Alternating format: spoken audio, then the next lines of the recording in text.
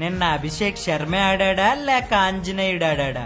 కష్టాల్లో ఉన్న ఎస్ఆర్హెచ్ ని ఆదుకోవడానికి హనుమాన్ జయంతి రోజున ఆంజనేయుడి రూపంలో వచ్చాడు అభిషేక్ శర్మ. కొండల్ని పిండి చేసే బలం ఆ హనుమానుది, కొండంత టార్గెట్ ని పిండి చేసే బలం ఈ అభిషేక్ ది. సీతమ్మ కంట్లో నీళ్లు చూసి లంకనే తగలబెట్టిన బలవంతుడు ఆ ఆంజనేయుడు. కావ్యమ్మ కళ్ళలో ఆనందం కోసం పంజాబ్ కింగ్స్ ని తగలబెట్టిన బలవంతుడు ఈ అభిషేక్. అనుకుంటే 7 సముద్రాల్ని దాటగలిగిన శక్తిశాలి ఆ ఆంజనేయుడు.